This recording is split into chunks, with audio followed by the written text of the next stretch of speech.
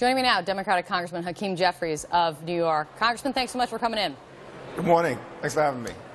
Of course. So a pronged approach is what's in the better deal. Improving wages, lowering everyday costs for Americans, and working to create new jobs and new job opportunities. What is new here that folks have not heard before?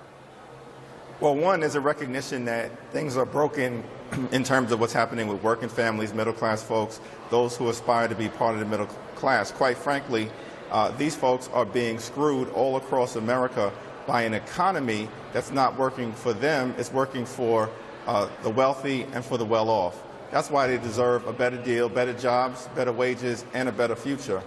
We're starting with a recognition. Over the last 40 years, the productivity of the American worker has increased by more than 285%. During that same period of time, wages have increased by less than 10%. The productivity gains of the American worker are not going to the American worker. We're going to aggressively deal with that issue and confront wage stagnation. We're going to aggressively promote job creation and economic growth. We have a target of 10 million jobs. And we're also going to work hard to lower the everyday costs that the American people are experiencing, such as the out-of-control prescription drug prices. What's interesting is a lot of what I hear from you is a lot of what we heard the case from President Trump during the election and what won over some Democrats to vote for him. But with this new approach, you have a new approach, but the same leaders leading this approach in the House, in the Senate. If they couldn't drive this message home before, Congressman, why should folks have confidence that they can change anything now? Well, what you're going to see, I have every confidence in both Leader Pelosi and Senator Schumer to help bring things home in the way that they brought things home in 2006. But there is a new generation of members of Congress all across the country, the North, the South, the East, and the West, reflecting the gorgeous mosaic of the American people, right. Who will also be carrying this message forward. This on when they were in power, when they were in charge. Well, there was a phenomenal amount that was done in a limited 2-year window. First of all, we rescued the economy from the worst economic crisis since the Great Depression. That was step one. We enacted historic health care legislation, the Affordable Care Act, that dramatically has improved things for the American people. Dodd-Frank reform, on and on and on in terms of things that happened. Some criminal justice reform as well that was important to African Americans and others in the inner city.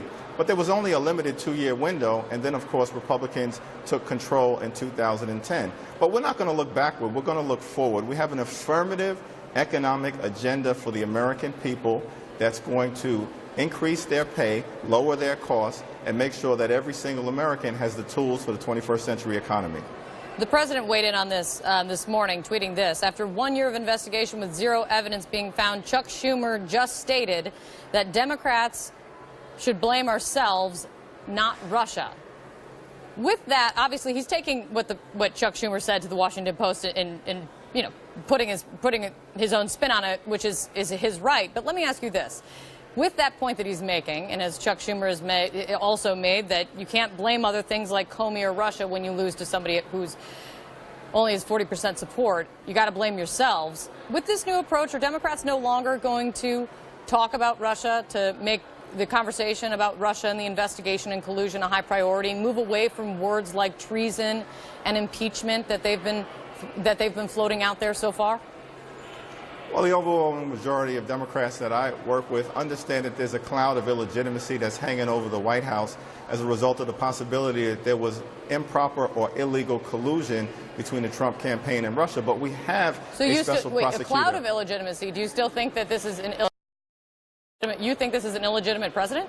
I didn't say that. What I was about to say is that we have a special prosecutor who's in place, Bob Mueller, very well respected by Democrats and Republicans, people on the left and people on the right. We should allow that investigation to take shape and deal aggressively with the economic problems facing the American people. You know, this has always been a country that has rewarded hard work and those who play by the rules. But for far too many Americans, that fundamental contract has been broken. We recognize that. That's why the American people deserve a better deal. And that's what Democrats are going to deliver. Just real quick, the economy is chugging along, though, as you well know. Stocks are at a record high. The unemployment rate is signaling full employment. If the president is so bad, how do you answer that? You've got 5 million people who are out of the workforce who'd like to get back into the workforce. You have another 5 million Americans who are working part-time, even though they'd like to find full-time employment. That's one of the reasons why we're targeting 10 million jobs in terms of good-paying jobs that will allow people to provide for themselves and their families a comfortable way of life. Things are moving in the right direction, largely as a result of the leadership of President Barack Obama. But we still have a long way to go. Wage stagnation is a problem.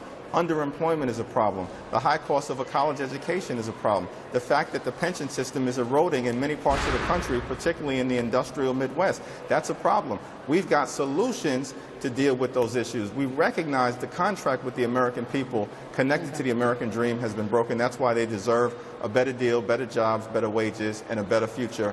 We're going to deliver that.